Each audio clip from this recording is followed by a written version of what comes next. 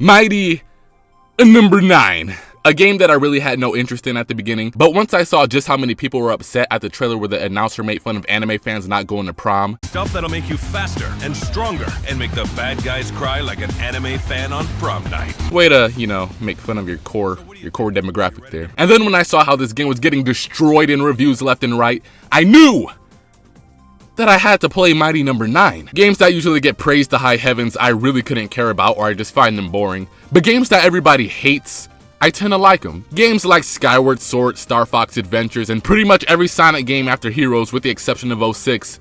Yes, I even like Sonic Boom Rise of Lyric.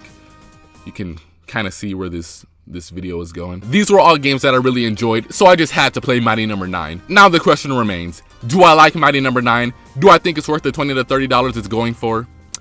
Let's talk about it. Mighty number 9 was promised to be a spiritual successor to Mega Man, from the man himself, Keiji Inafune. We haven't gotten a Mega Man game in years, and after cancellation upon cancellation of Mega Man games, Capcom constantly making fun of its fan base and doing absolutely nothing with the character, Keiji Inafune took the Kickstarter and said, hey, guys, give me money, I'll make a Mega Man clone. And within hours, the money started flowing in. The Kickstarter was a huge success, and it went on to be one of the most funded games on Kickstarter when it launched. Enter Mighty number 9. Now, I could go more into the backstory about this game to build up its character development, but in short, delay after delay after delay after delay after delay. And then there was concept art that looked really cool. It was 2D and it was hand-drawn. Then we finally saw gameplay, and it didn't look like the concept art, but it still looked really good. And they said it also took them a week to make this, so we expected the game to look much better on the final release. But then, it got a graphics downgrade.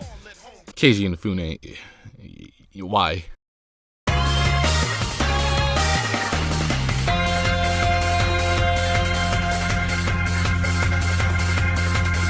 Mighty number 9 tells the story of Beck, who sets out to fix Mighty numbers 1 through 8 who have all been affected by a virus, along with other random machines around the world. Random machines such as evil trash cans. Really, the most evil of random machines. You'll travel through 12 stages total, and at the end of each stage, you'll fight one of the mighty numbers. Each of the mighty numbers have a basic attack pattern that you'll follow when you fight them. When their health gets about halfway empty, their attack patterns begin to change. Once defeated, you'll gain their powers that you can use just like you would in Mega Man. And I'm not gonna lie, I never really used these abilities outside of the sword. They kind of slow down the pace of the game, and I never really liked using weaknesses on bosses even in Mega Man games. So naturally, I didn't really use it in this game. There is one level that requires you to use some of the power-ups, but throughout most of the game, the Buster worked just fine, so I really saw no reason to change. As for the gameplay, I actually really like this approach. At first, I was kind of concerned about the whole dashing into your opponents to absorb their powers thing, but it worked out really well, and it really makes the pace of the game a lot faster. Now, you can't just shoot the enemies until they die, but dashing is good for multiple reasons. You can build up your combo meter to get more points, to raise your score at the end of each stage. Also, enemies will possess one of 4 colored orbs. The green orb is for acceleration, which will make Mighty number 9 faster for a few seconds. Yellow will make him jump higher, red will make his attack power stronger and allow him to shoot through objects. And the blue orbs are there to fill up his Excel meter. Your Excel meter is basically the E-tank of this game. Only difference is that unlike in Mega Man, you have to wait until it's full before you can use it, in which it will give you all of your health back. You also can't find more of these scattered throughout stages, and every time you die, all of the blue orbs you collected will no longer be there, so your Excel meter goes back to 0, which can be annoying, especially when you're at a challenging boss and you don't have anything to fall back on. So you have to restart the entire level over again to fill up your tank. I do think this game does a very poor job at explaining its mechanics to you. Like, there was one level that required you to dash under some hazard, and the game never tells you that you could do a dash to make you go lower by pressing down and then dashing. All the obstacles up to this point let Beck go into really low areas actually much lower than this area, with ease. But then here comes this random obstacle and I keep dying because the game never told me that you could do a lower dash. Now for the graphics, I mean, they're okay. They could definitely use some more polish, shine, detail, and better lighting overall. Beck being a robot and all, he kinda looks dry, like there's no shine on him whatsoever. And the character models themselves just look bad. They all sort of just stand there and blink, and their mouths don't even move. And the shadows on the humans just look weird. It looks like everybody got massive sunburn. I mean, just look at this.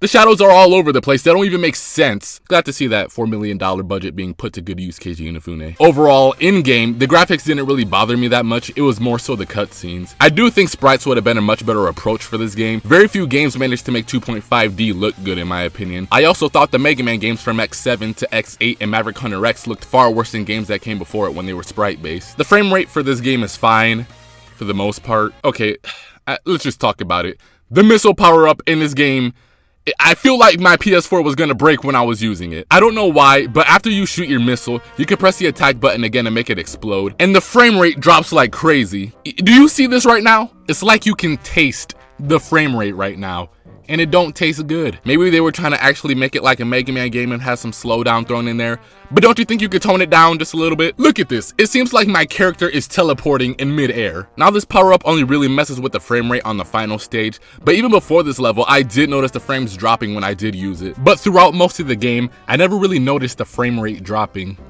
except for the times that I did notice it dropping. And then when I did notice it dropping, I really noticed it dropping. What is your major malfunction, Private Beck?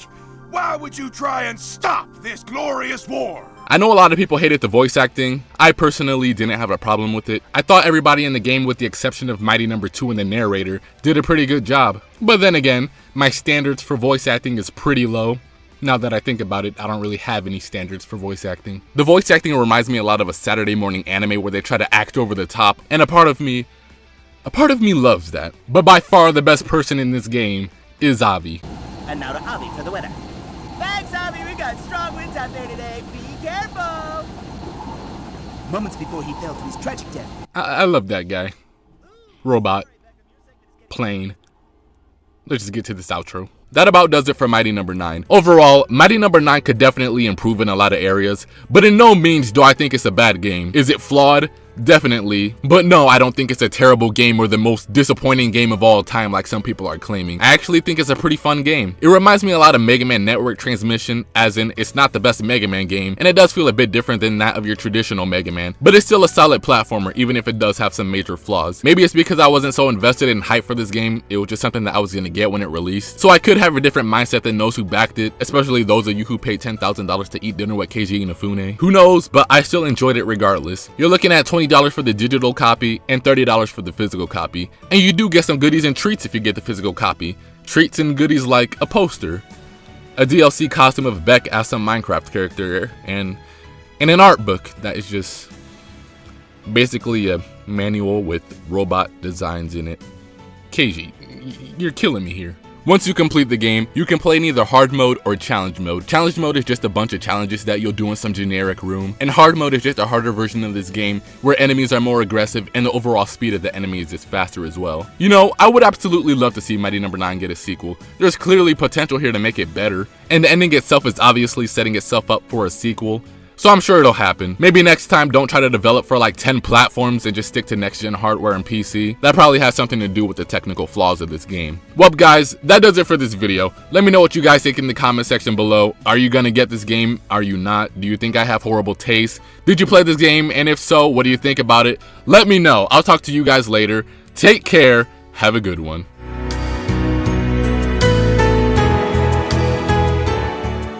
One day there was a cybercrime that made the top robot team lose their minds. Took control of the facility, squandered utilities. Now the world is in danger. Are you feeling me? But one of the bots was unaffected. Now it's up to him alone to protect us. But most unlikely to succeed, lacking the power and speed he's probably gonna need. Once the weakest link of the family, now he's the final hope of humanity. In everyone's life there comes a time, and it seems this one is mine. My talents were undermined, now I'm the one, Mighty No. 9. Everyone's life